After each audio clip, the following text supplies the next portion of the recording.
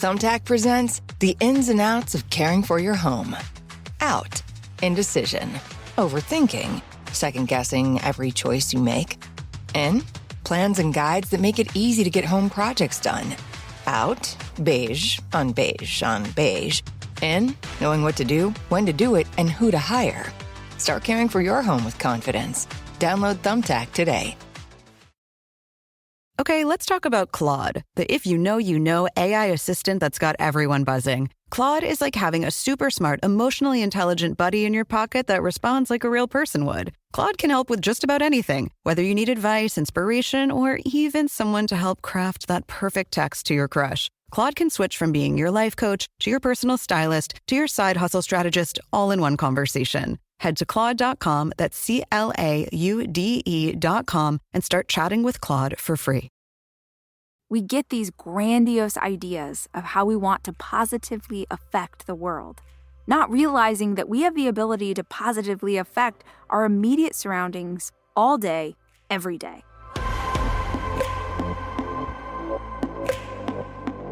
Hey guys, it's Rach. Welcome to the show. I'm so glad that you're here with us today. And I have a favor, which sounds kind of harsh if we just met, but I'm assuming that most of you have been a part of this community for a hot minute. And so I gotta ask, are you subscribed to the podcast?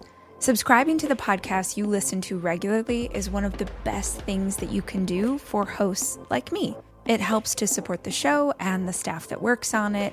It ensures that you never miss an episode when we drop a new one. And here's the cool thing about subscribing. If you do it and then you hate this show, just unsubscribe. It's one click away. In the meantime, if you're listening, we would so appreciate it if you would just tap that button and make it official.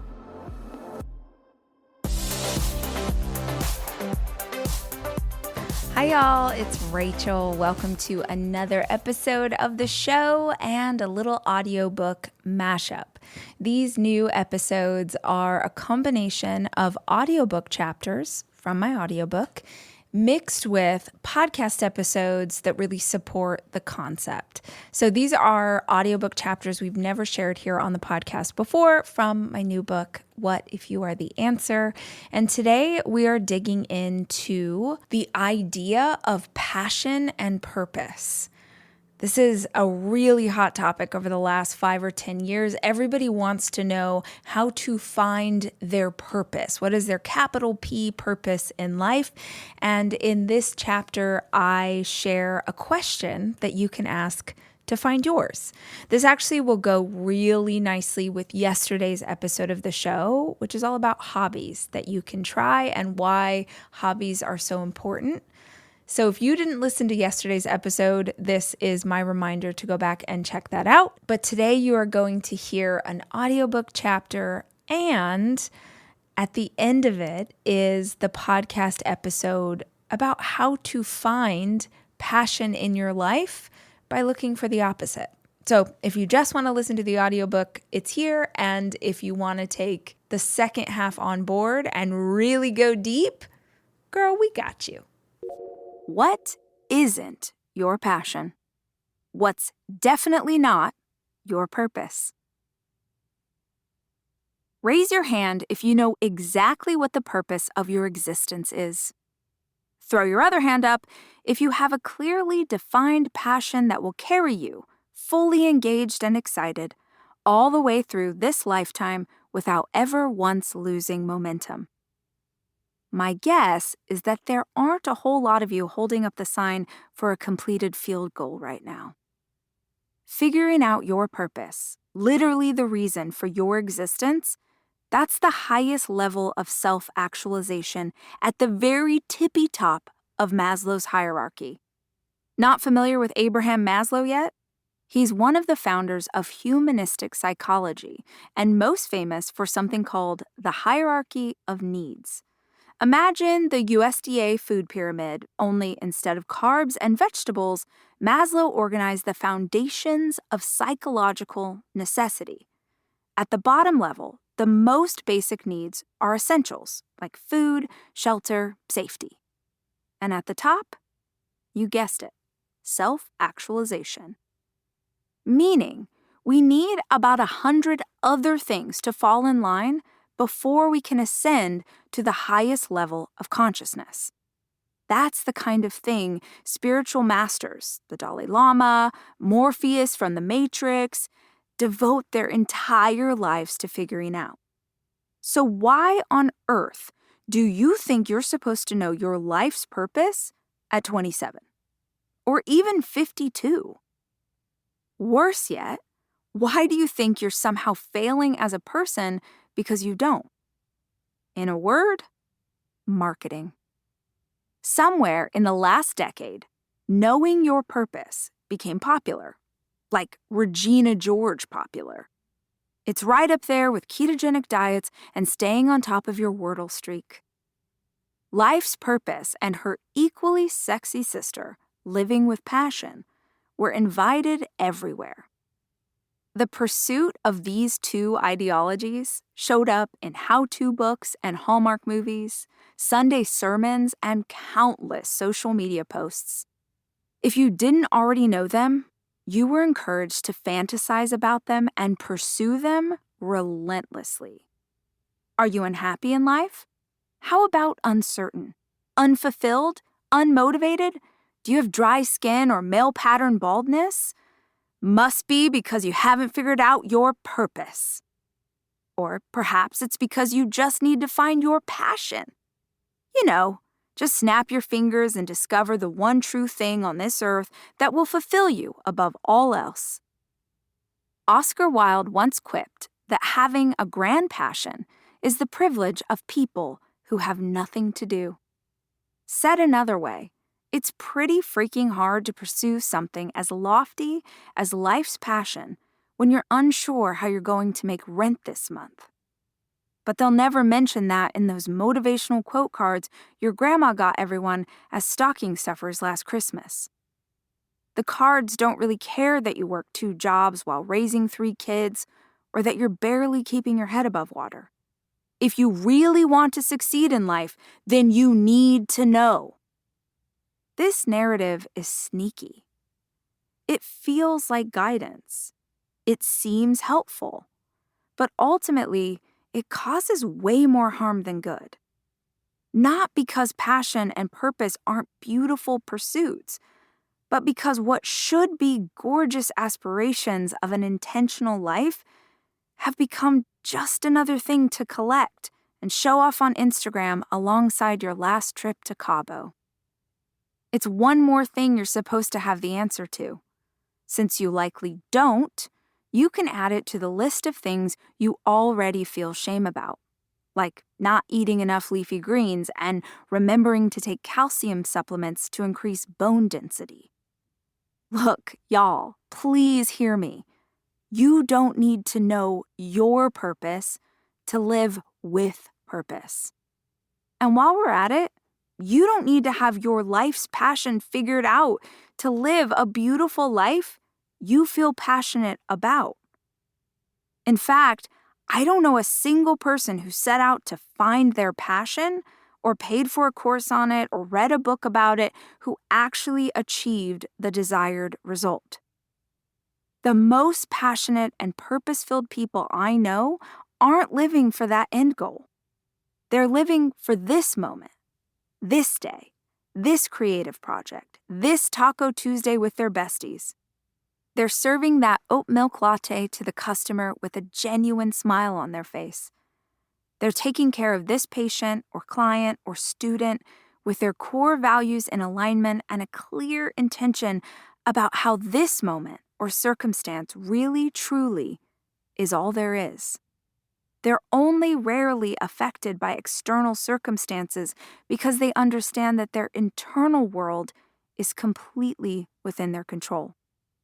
I heard an anecdote once about a teacher who invited a Buddhist monk to his class to speak to his students.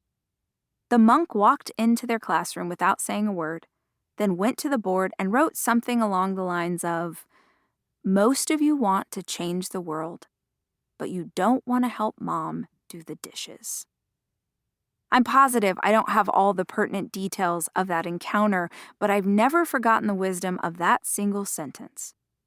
We get these grandiose ideas of how we want to positively affect the world, not realizing that we have the ability to positively affect our immediate surroundings all day, every day. I was once interviewing candidates for a high-level role at my company. Because it was a big job and because we were so far into the interview process, I did the last round of interviews with each candidate over lunch. One of the women I was considering was ideal. Totally polished, utterly professional, and had a resume filled with accolades. She told me again and again how she'd spent her entire career only working on projects and for companies that positively affect the world. I care about my impact, she said sincerely. I believe that what I do matters, and I want to put goodness out there. I was so impressed with her and absolutely loved her intentionality. Then the server came to take our order, and this woman didn't even make eye contact with her. She was short and dismissive. She never said please when ordering or thank you when they brought her drink or her food. In the entirety of our lunch, she barely acknowledged anyone who helped us with our meal, but was effusive when she recognized someone she knew at a neighboring table. Gross. So despite her resume and all the lip service about putting goodness out there, I knew immediately I didn't want to work with her. But I did think about her. Still do. Imagine the total disconnect of striving for global impact while being a local asshole. Everyone is so focused on legacy or a statue erected in their honor. They think of world change on the largest possible scale. But the majority of people on this planet can't currently make a move that affects the world. Most of us, if we're really being honest, can only impact the community we come into contact with every day. That's our family, our colleagues at work, our friends, the barista, the crossing guard at your kid's school, the 93 people on Instagram who are following us because they like the pictures of our rescue schnauzer. You might not be able to change the world, but you can certainly affect your world in a positive way. Positive change doesn't mean you need the solution for ridding the oceans of plastic. It's commercial fishing, by the way, not just your Starbucks straw. It means taking the time to do the little meaningful things every day. Smile at a stranger long enough to notice the color of their eyes. Let someone into traffic even though you're in a hurry. Say please and thank you. Try to live in such a way that you offer more gratitude than requests. Volunteer your time to help others without recognition. Pick up litter whenever you see it, and not just on Earth Day. Remember people's names. You'd be surprised how much it means. If someone is struggling with their stroller, their suitcase, or their homework and you're able, give them a hand. Tell every new mother that she's doing a great job and that you can't believe how good she looks after just having a baby, especially if, like most new moms, she's as vulnerable as a naked mole rat. If you see someone who needs it, give them your seat. Clear the table without being asked. Help with the dishes. This episode is brought to you by Saks Fifth Avenue. It's spring, or I guess I should say it's almost spring, but the second the weather starts turning and getting even slightly warm, I start looking for spring style. I think it goes back to when I was a little girl and I used to get an Easter dress. There's something about this time of year that makes me want to look for long, flowy maxi dresses and fun date night outfits, and maybe even something to spruce up my wardrobe for work. At Saks, you can find instant inspiration for whatever is on your list. Curate a brand new closet refresh or just get one or two great pieces to upgrade your overall look. If you're looking for shopping to be fun, easy, and stylish, then head to Saks for inspiring ways to upgrade your personal style. Shop Saks.com.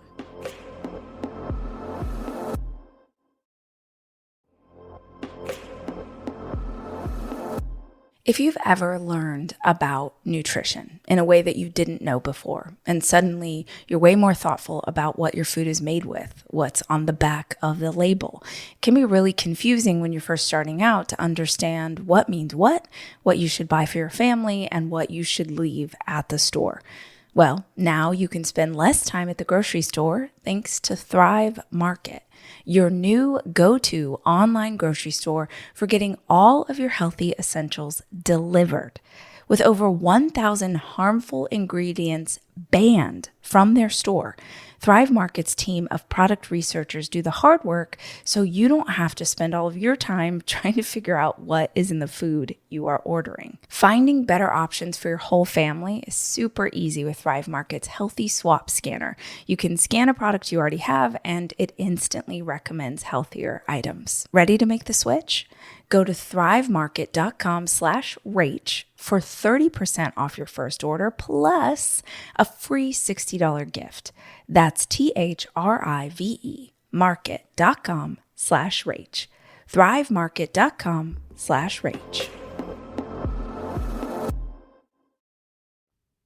They're all little things, but a handful of little, meaningful things every day adds up to over 1,000 meaningful things each year.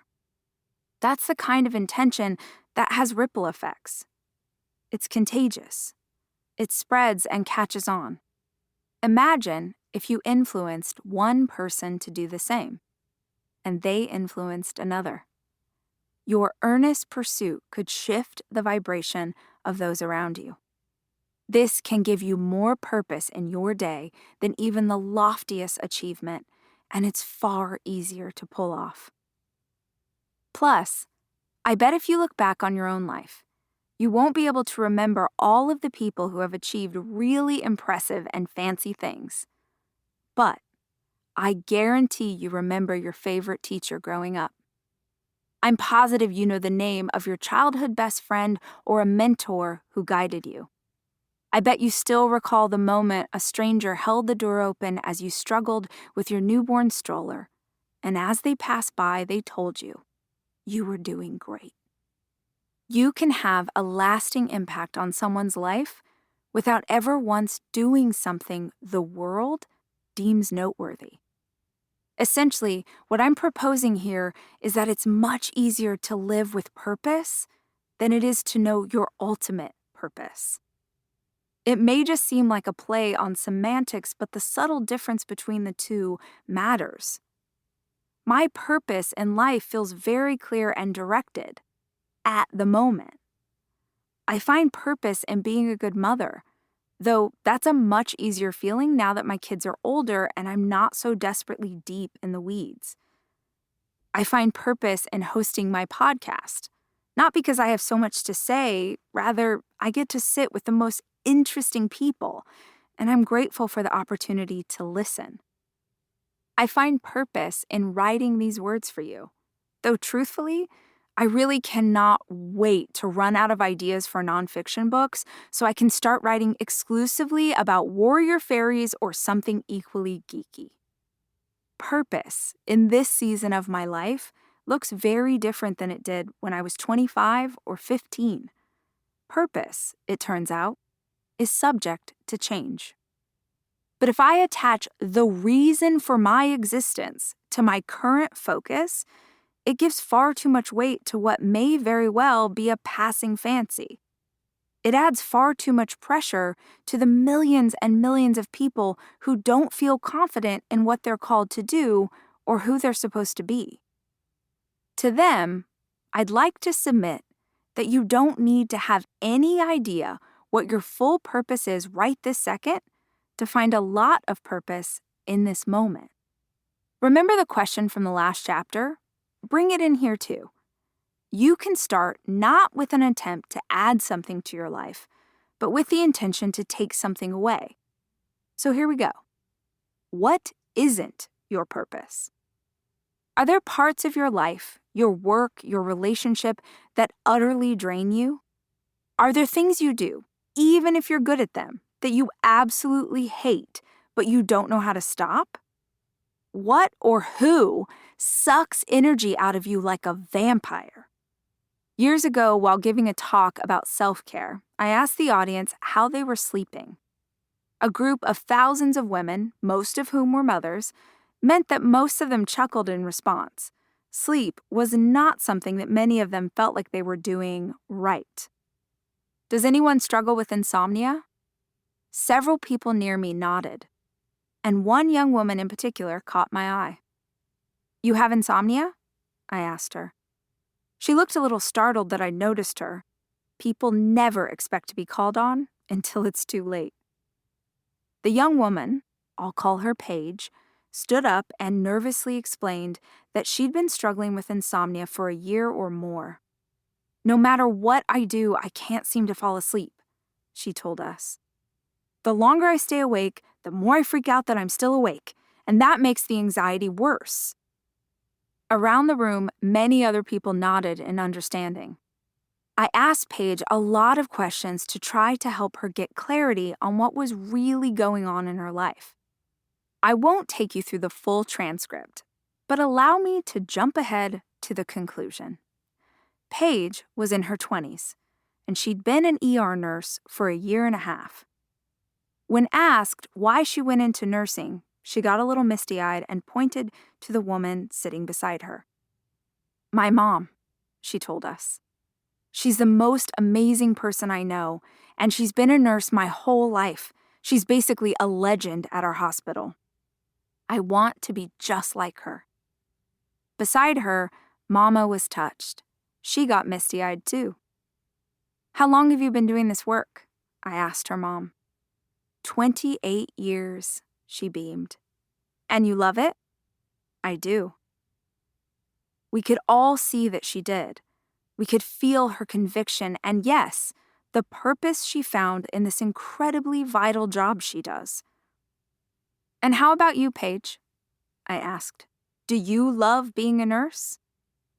The young woman who'd been so animated just seconds before about how much she admired her mother froze for a single second. Then she nodded in the affirmative. "Yes, absolutely." In my work as an interviewer or a communicator, I have a lot of these kinds of experiences. It's the moment I sense a deeper truth, but understand that what's being withheld is for self-preservation purposes or to guard the feelings of someone else who's listening in. In this case, her mother, sitting right beside her. When I'm speaking with someone like this, whether it's an audience member, a reader who comes up at the airport to ask me a question, or even a work colleague seeking advice, I always make sure they truly want my perspective.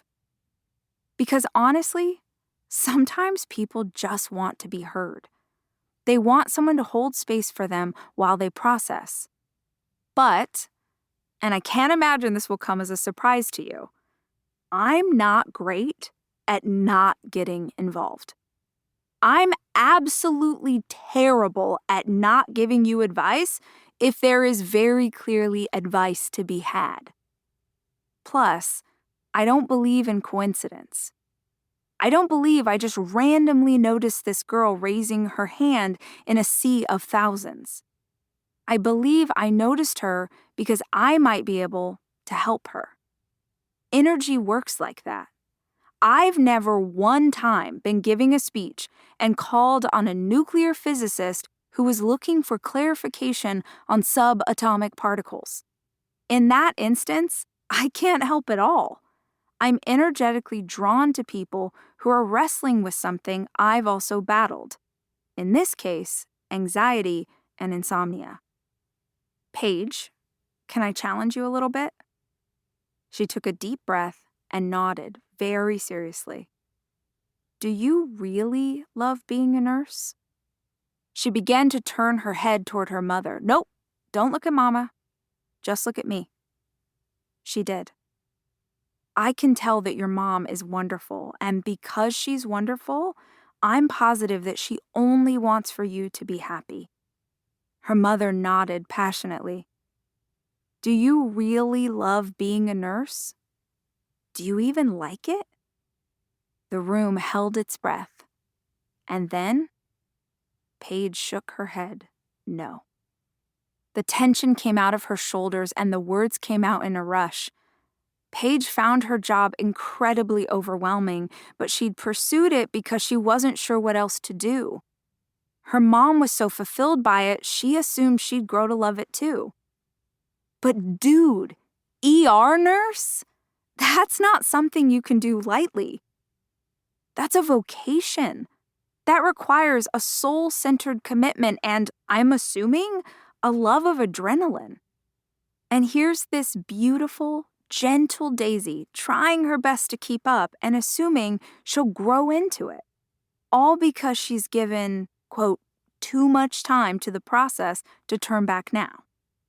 And on top of all that, she wasn't speaking her truth to anyone, especially not her mother, because she was terrified of disappointing her hero. As a side note, y'all, insomnia is almost always an emotional issue, not a physical one. By this point, Paige is crying because she's so worried she just dropped an irreparable bomb into her relationship with her mother. And Mama is crying because, again, I'm assuming, she just realized her daughter has pursued years and years of hardship in order to please her.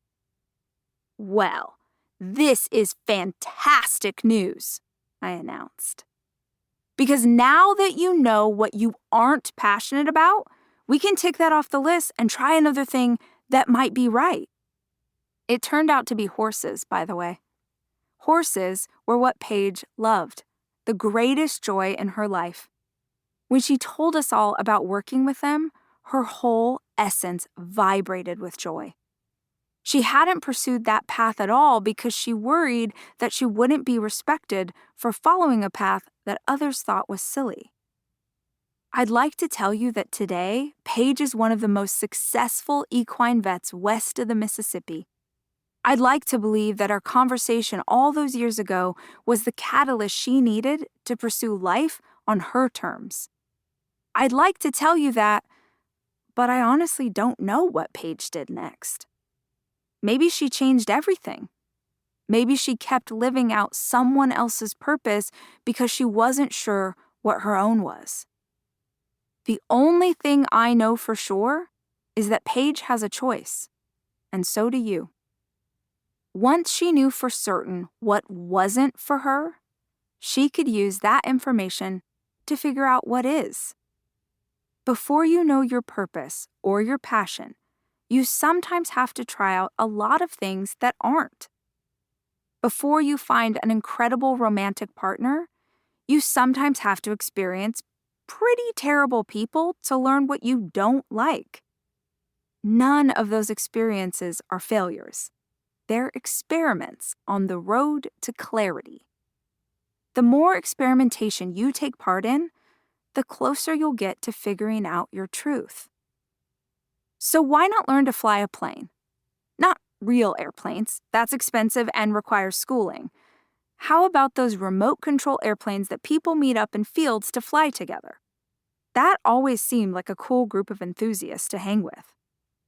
Or you could go to Comic-Con dressed as your third favorite character from your second favorite Star Wars spinoff. Mine is Chirrut Imwe. What an absolute badass. Not into costumes? Maybe baking. Make your own sourdough starter and study lamination. Or you could learn to play the banjo. Join a glee club. Join Sam's Club. Ooh, you could try out to be a Dallas Cowboy cheerleader. Then you'd get to meet Kelly and Judy. How are your jump splits?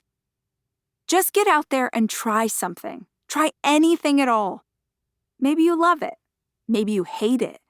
Maybe you learn to make some bomb croissants. Either way, it'll be fun. Today's conversation is about passion and purpose. Specifically, people who ask, what is my life's passion? How do I figure out my passion for life? Or what is my life's purpose? Like if you've ever wondered that, or if you've seen that in a book or heard it on a podcast, if you've heard someone talk about like figuring out your life's purpose, today's episode is for you, because I'm calling BS on the whole idea, on the whole concept of believing that if you don't know your purpose in life, you're not doing it right. I completely disagree. I think it is possible to live each day with passion, even if you don't know what your, quote, life's passion is. I think it is possible to live every day with a purpose-filled life, even if you don't know what your ultimate capital P purpose is yet, or maybe if you don't know what it is ever. The pursuit of those things, I think, is where the good stuff is.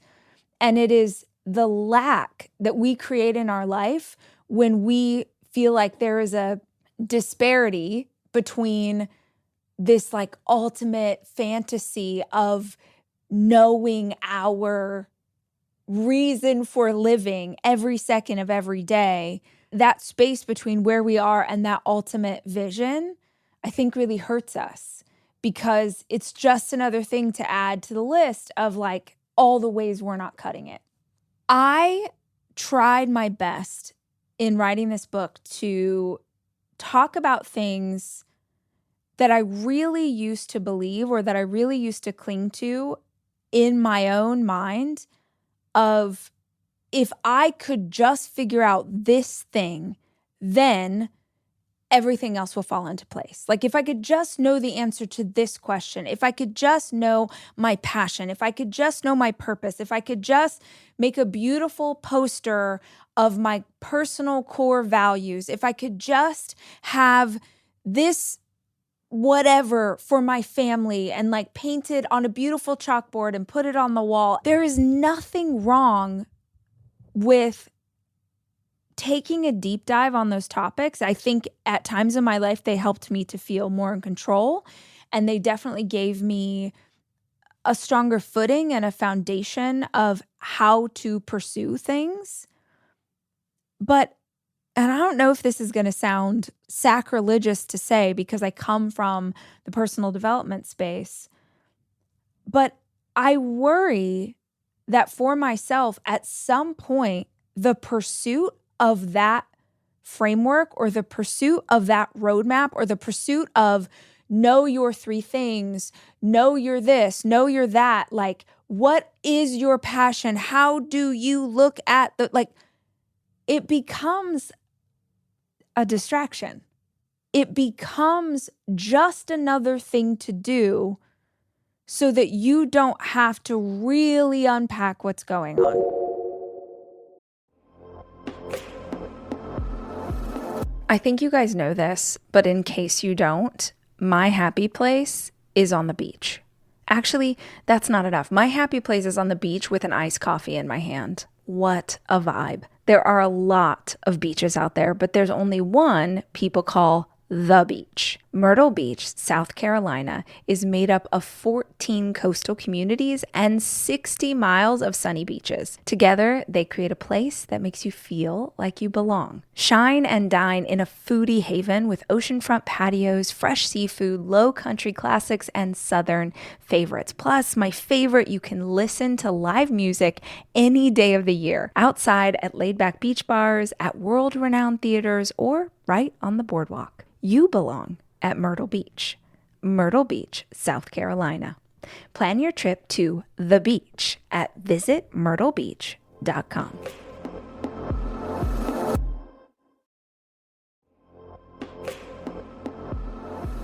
I have the New Balance 1080s in 2 different colors. I've got the sort of minty green moment, and I've got the white moment because, you need it for the outfit. The New Balance 1080 is the ultimate daily trainer, combining reliable comfort with top-tier performance. Whether you're logging miles or running errands, the 1080 seamlessly transitions from the coffee shop to the grocery store, offering versatility from everything from everyday to race day. The New Balance 1080 midsoles offer cushion support, and I mean it, you guys. It's like bouncing on top of a cloud. Featuring a lightweight and breathable mesh upper, the New Balance 1080 keeps your feet cool and fresh throughout every run. Shop the 1080 at newbalance.com.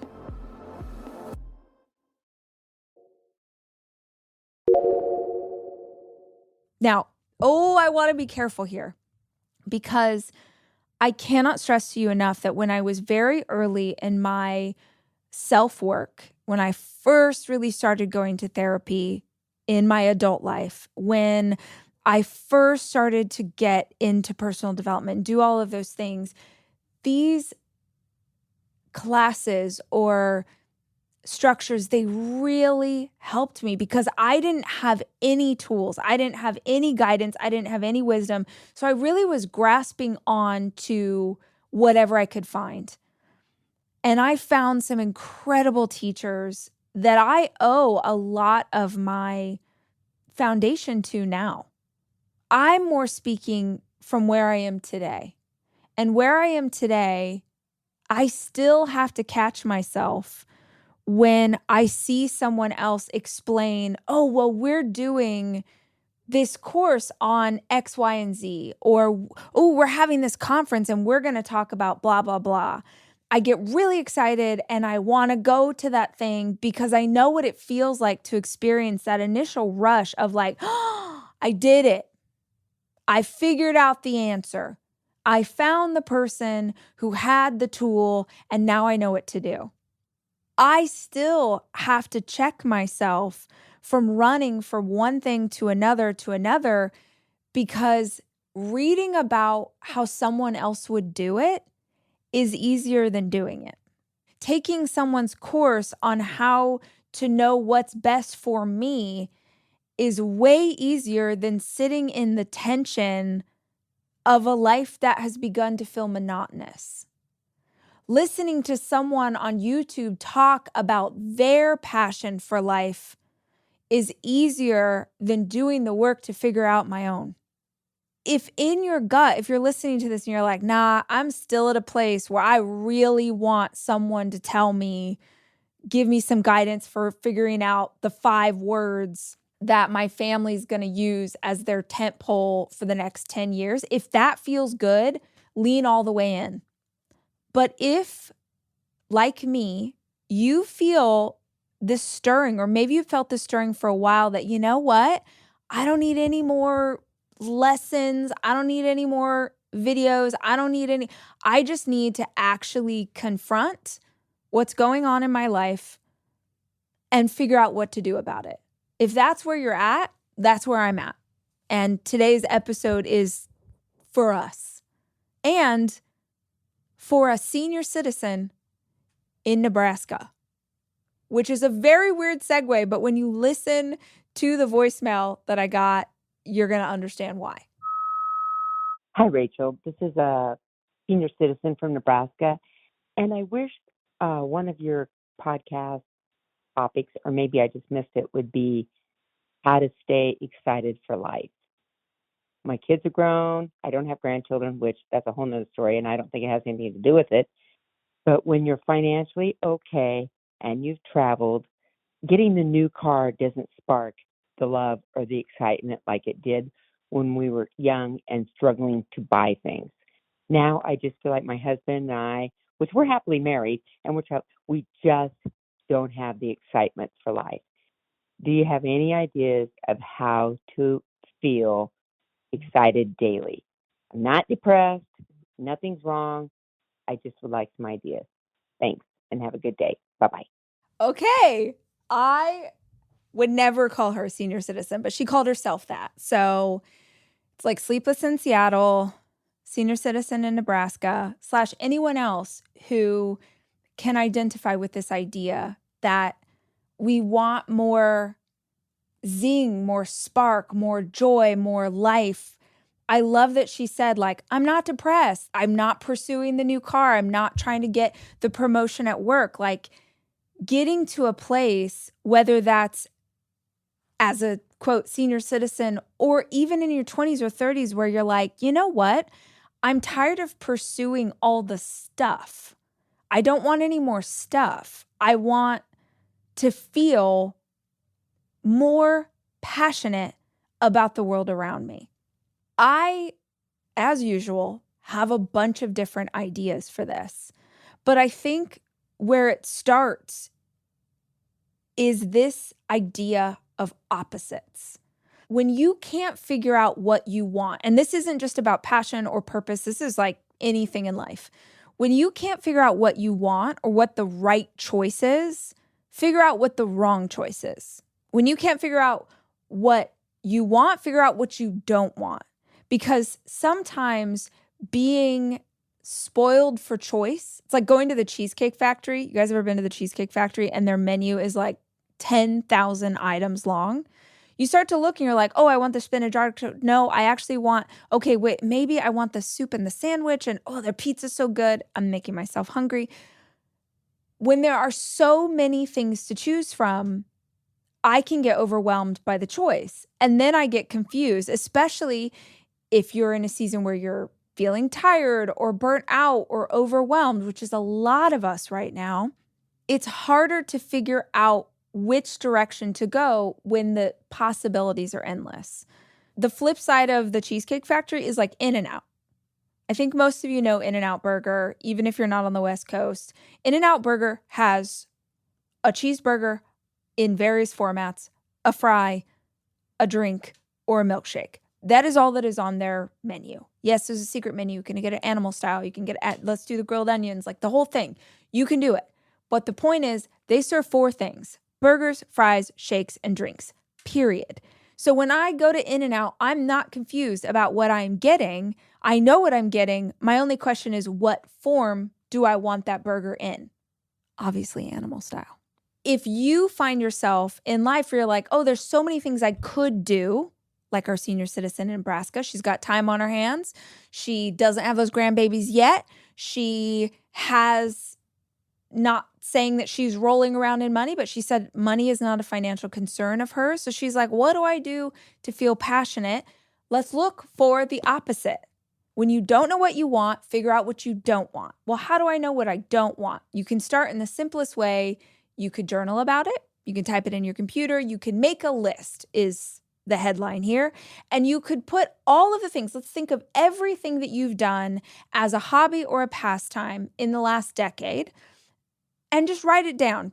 Maybe you draw a line down the center of your paper and you're like, over here on the left-hand side are all the things that I really enjoyed and maybe I would like to try again. And on the right-hand side, I volunteered for PTA, I ran a triathlon, I dewormed some kittens, I, learned to make chili with habanero, like peppers, and I burned the roof of my mouth and I never want to do that again. Everything on the right-hand side of the paper is the stuff that you don't want to do. So you can start with a list. What did I enjoy? What did I not enjoy? On the things that you enjoyed, try them again. Hey, I was just trading voice notes with one of my girlfriends, and we were trying to make an appointment to go hang out with another friend of ours. And my girlfriend was like, oh yeah, let's do a lunch instead of a dinner because my tennis club meets on Wednesday evenings and I don't want to do dinner that night because she really loves going to play tennis. She's a nurse, so she's like has to be super hardcore with her schedule, and when she really wants to pursue something, she's got to put it in the calendar and not move away from it because her schedule is so intense. Like if you're working 12-hour shifts, you don't have a lot of space and freedom. But she's like, oh, I definitely want to go play tennis. It makes me really happy. It fills up my cup. So even though I want to see you guys, I won't give up the thing I want for this other thing that sounds fun as well.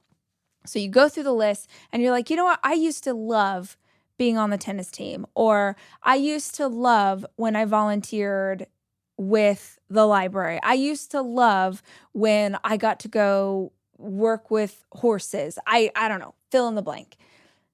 You could start there. You could start with stuff that you used to like and see if the spark is still in it for you. Because perhaps you've let things go that really lit you up because you didn't have the time when the kids were at home, because you didn't have the money, because you just kind of got into the busyness of life. Maybe you already know the thing that's going to make you feel excited for life. I love that she said that. She didn't say like, I need to know my passion. It's so dramatic. I need to know my passion. She just said, I want to be excited. And again, I'll play off this idea of opposites. Let's say I've asked you to make this list, and you make the list and you look at the 3 things that you liked to do back in the day, and you're like, I've just honestly, nothing about those sounds interesting to me. I don't really care. I don't really want to do them anymore. All right, then let's play off of the opposite of what you're currently feeling. So you said to me that you wanted to feel excited for life. But then I would dig a little deeper and ask yourself, what is the core emotion that you are feeling? So, for instance, if you're feeling stale, if life is feeling just kind of stale, like kind of whatever, then the opposite of that to me is something challenging, something difficult. So I would say to you, what is something you could pursue that you are not sure if you can pull off? Maybe you learn to rock climb. Maybe you take up a hobby that feels really difficult. Maybe you try something where you are out over your skis and you actually don't know if you can do it. I know I've talked about it a lot lately, but in August, I got to direct my first short film. And every single thing about that process was difficult. And I loved it, because it has been so long since I got to do something creative that I truly did not know if I'd be able to pull off. And there is energy in that, in the unknown of like, oh crap, like what's going to happen if I try and do this thing? It feels really good. And I am so convinced, my fiance is so potentially, I'm not going to speak for him, but I'm going to guess that he is so tired of me talking about this thing because I am obsessed with it. I am obsessed with this idea of distraction, of all of the things that we have in our lives that distract us from what is really going on internally. And there's the obvious stuff, right? Like you can go have a drink, you can smoke some weed, you can take a pill, you can watch porn, you can go online shopping and spend money you don't have. There's all of the things that you can do to numb that can distract you from life. Then there's just life, right? Taking your kids to school and getting through the next hurdle and turning this project in on time, and maybe I'll get a promotion. There's just the life pursuits that distract you from what's going on internally. There's the stuff that you drum up subconsciously. Maybe you're sitting in a season where when you really sit with yourself, you can feel some tension. You can feel some dis-ease. You can feel something's not right in my spirit, whether that's a relationship that you have with someone or your health, something's going on in your health. You can feel it in your spirit. You really feel a calling to do this over here, but you keep pushing it off. When you get quiet, do you feel tension? Is there some tension between where you are and where you know you should be? My instinct is that most of us would say yes. But what happens is when we feel that tension, we find something to do. Maybe it's something immediate. Oh, I'm going to go have a glass of wine. Or maybe it's something worthwhile. Oh, I'm going to go, reorganize my daughter's closet. Look at me being a good mom. Or I'm going to go record. For me, it's like, oh, I'll record another podcast episode. Like this is a real thing that I do. Because recording a podcast episode this is not difficult. I literally feel like you guys are my friends. You're sitting right there because I'm talking to a camera. I feel like you're sitting here and I'm just talking to you and we're hanging out and I'm like, oh, sorry about the noise in the alley, guys. And, we're chatting about the day. This doesn't feel difficult. But when I'm done with an episode, I feel very accomplished. And I'm like, woo, good for me. I did another podcast episode and I can put it out into the world and hopefully someone out there will get something out of it. That's great. Except that in my heart of hearts, in my core being, I am a writer. I'm a writer. And that's great because the new book comes out in January. So good for me. I'm writing things and I'm writing scripts and I'm working on all of these projects. But I'll tell you what, and those of you who are writers are going to totally know this feeling, or maybe your own creative pursuits have some version of this. Writing is lonely. Writing is a slog. Writing, very rarely do you actually see like the manifestation of your work, right? So like I can do this podcast episode, I can put it out into the world, I can put it on my social, I can see how many of you listen to it. So I'm like, look at this, I am doing a thing. But writing, there's no feedback loop. So like the book that's coming out in January, I have written for the last 4 years. 4 years I've been writing this book. So if every 4 years you get to put something out into the world and get some feedback on it, this is not a great feeling job for your girl who like wants to tap dance or wants to stay out on stage and wants to talk to you guys and like actually, oh, cool, they laughed at that part. Oh, cool. Okay, that resonated. Okay, I didn't explain that very well. I can tell they didn't. Okay, I need to work on that a bit. All of that to say, I will do my job so that I don't have to do my work. Does that resonate with any of you? Like I'll do the thing and check the box and tell myself the story that, oh, I don't need to write today. Even though I know as a writer, if you want to become a better writer, you write every day, every single day. Every writer, every great writer will tell you this. Every single day, you have to be writing. It doesn't even matter if you know what you're writing about, but you have to be writing. That is the creative pursuit. And when I actually get to the other side of a writing session, I feel fantastic. But getting there is hard. And so I realize as I've done all of this work in the last year on all of these writing projects, and I feel so good. My spirit feels like it's been lit back up. Like I just feel so good. Even though it's hard, it feels good. But now all I can think about is how much I have allowed myself to be distracted rather than feeling the tension of the fact that I'm not doing the work I know I need to be doing. And the work that we do, it doesn't like, it's going to look different for every single one of us, but the work that we do is the stuff that our soul calls us to do, that our spirit says, hey, you need to go back to therapy. Hey, this woman is a bad partner for you. Hey, you need to make amends with your sister. Hey, you know that you should take that job across the country even though it's scary. Our soul calls us to do a thing, and it is infinitely easier to distract ourselves, not just with the bad stuff, but also with the good stuff. With the like, oh, if I go bake cookies with my kids and do this, this, and this, and organize the kitchen cupboards and do all this, like, look at me, I'm being a good mom. Yes, that's great. I'm sure my 7-year-old deeply cares that the cup cabinet is organized. She doesn't.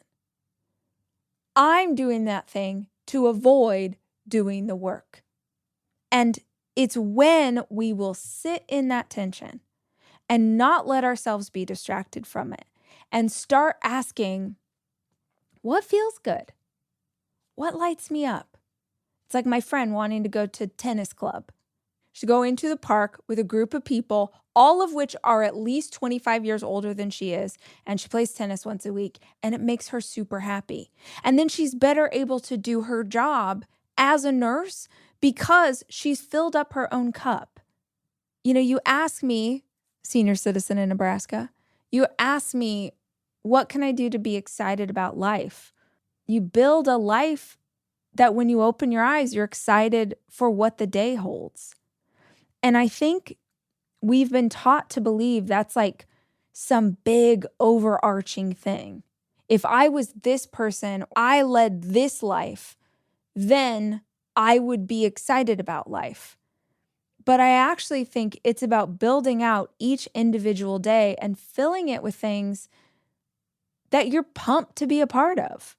So like I said, If it feels stale, the opposite for me anyway is look for a challenge. If your life feels monotonous, I use this word a lot because I do feel this. I don't know if any of the rest of you who are like routine-oriented people like I am can start to feel just like, oh my God, every day is the same. And I love my routines because my routines are what makes it possible for me to successfully raise 4 children who are at 3 different schools while working full-time without losing my mind. The routine is key. But the routine starts to just feel like, oh my God, like my life is so, what is happening? So if you have that feeling, what's the opposite of monotony? Change. Spice it up. When I start to feel like, oh my gosh, every day is the same, I will do the simplest, kind of stupid things, but it really does make me feel better. So I will change the morning routine because my morning routine is the one that I will just do the same thing. I'll sit in the same spot on the sofa. I'll drink my coffee. At the same time, we do this. At the same time, we do that. Okay, now it's time to change. I got to take my daughter to school. So I will just, in the simplest ways, I will go have my coffee in a different spot in the house. I will, take a shower before dropping her off versus after dropping her off. It's not rocket science, but I swear to you that shifting the routine in small ways really makes me feel better. I'll change up what we're having for dinner. If we're cooking the same things over and over and over, which I do tend to do because it's easy. My grocery shopping's easy. The kids know what to expect. But at some point, I'm just like, I can't do this. I'll change up that. Hey, tonight we're all going to sit at the kitchen island. We can all sit at the kitchen island versus we're sitting at the dining table. Or maybe, hey, let's sit out in the backyard and we'll sit on the ground, literally sit on the ground and eat dinner. But it's just something different.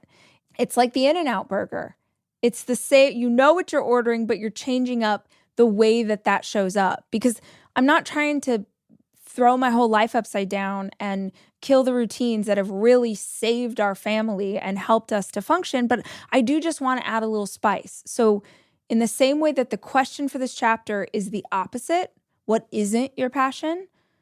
Whatever you're feeling, if you want to change it, what would the opposite be for you? If life is feeling really hard right now, you're like, every single thing about my life feels hard. Okay, well, then the opposite of that would be things that are easy, things that flow, things that feel good.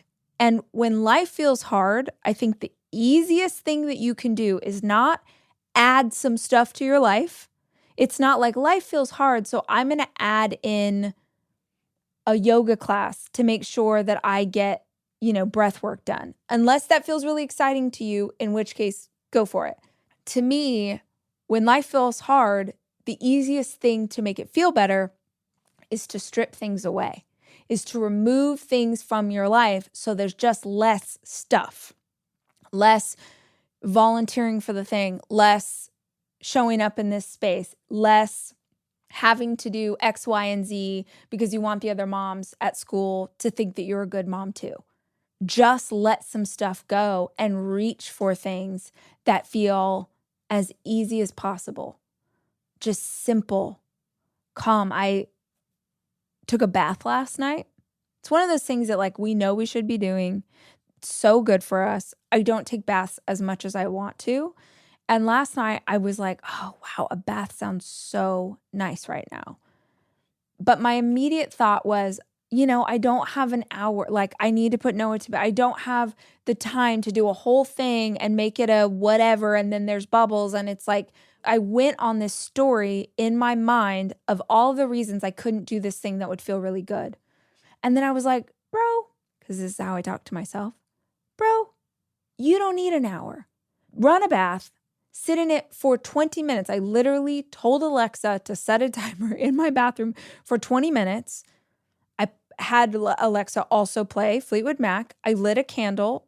The candle stays in my bathroom. So it's like if I have a moment, lit a candle, put the music on, set a timer, told the kids 20 minutes. I need 20 minutes. Then we're going to jump back into life. And nobody cared because they were watching Phineas and Ferb. They were fine. And I sat in the bath for 20 minutes and my timer went off. I got out of the bath, put my pajamas on, and did the rest of my routine. It was so easy to do when I didn't tell myself that it had to be something grand. I don't know about you guys, but I'll get excited about an experience and then my brain goes, well, we need to do this all the time now. Oh, we're going to go to the museum. Oh, okay, well, now we're going to go to the museum every Saturday. We're going to, do something improving with these children and make sure they know about art and culture. And it's like impossible. I will talk myself out of doing something good for me or good for my family in this day because I will make up a story about what that means for life. Well, I don't want to do this because I can't possibly keep up this level of passion and excitement every third Sunday for the rest of time. Stop trying for the big headline, capital T, this is the truth of who. No, man. What can you do today? And this is what I would say to Nebraska. What can you add today? What would make you feel more passionate today? And let's shake up the notion of what is supposed to happen on a Tuesday or what a Saturday. Can I ask a favor of any of you listening to this who are empty nesters, who are retired, who basically any of you who do not have children at home, especially if you are retired and don't work. Will you just do something for me? Maybe you do it already, but I want you to do it for those of us who are still deeply inside of school drop-offs and lunches. And now Noah doesn't like that for lunch. Now she wants this for lunch and we're just in it. Okay, so will you do something for me? Will you not have any rules about what should happen on what day of the week? Meaning, if on a Wednesday you want to go to the nicest hotel in your town and have tea, will you do that for me? Will you do that for you? If you decide that, you know what, it is Monday, but I really want to go lay outside and get some sun, even though everybody else is working, even though everybody else is doing solid pursuits, will you do what you want to do on the days that you want to do it? Because I am convinced that the routine exists because of children and work. But if you don't have those things, will you just live your life however you want to? Who is going to stop you? Who is going to stop you from putting on a beautiful outfit and a fascinator and going to have high tea in the afternoon on a Thursday just because you want to? Who's going to stop you? I wonder sometimes if the lack of passion comes from us trying to fit what feels exciting into a world that will be acceptable to other people. Oh, this thing is pretty cool, but I can't do that. I can't. I'm talking about tea. I'm literally using an example from my own life. I found out recently there's a hotel by me that does a beautiful high tea. And I love high tea. Love. It's top 5 moments for me. I love a high tea, probably because I'm marrying an Englishman and I've had a lot of beautiful teas with him and his family and his friends over the last handful of years. But I found out that there was tea by me and I keep trying to find a time where it's appropriate to go have tea. So I literally told myself, it's September. And I told myself, well, maybe for Mother's Day, which is in May. And I was like, Rachel, go have tea. If it makes you happy, why does it have to be a whole, what? I'm projecting my high tea onto your life, Nebraska. It doesn't have to be that. But my point is, if nobody is counting on you to live your life in a certain way, then you and your husband should start doing whatever feels exciting to you today. Remember what I said, look for the opposite. If it feels stale, find something that's challenging. If it feels monotonous, change up the routine. If it feels hard, look for something easy.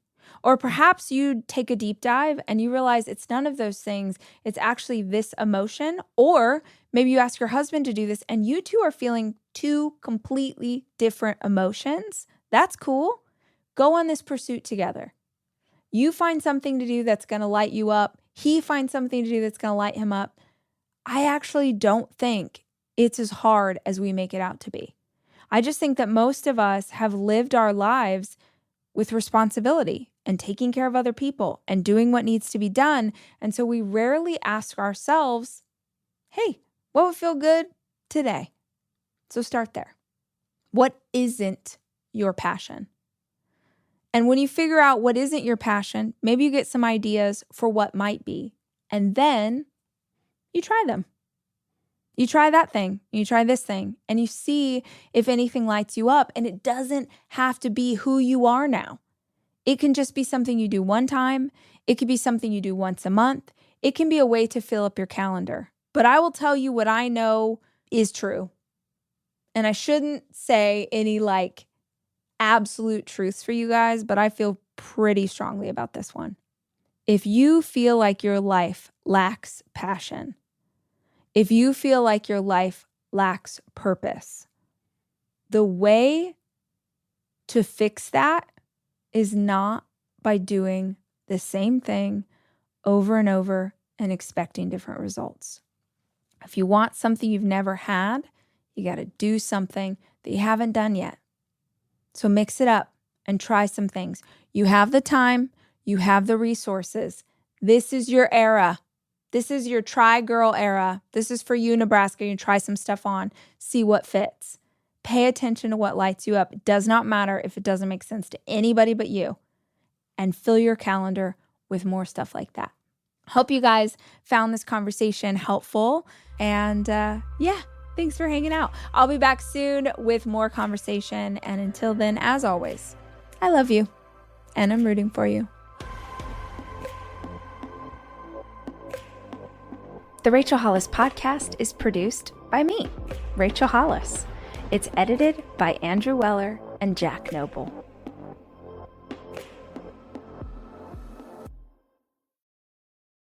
Earn a business degree on your terms. At Capella University, our FlexPath format is available in select programs and lets you learn on your schedule. A different future is closer than you think with Capella University. Learn more at capella.edu.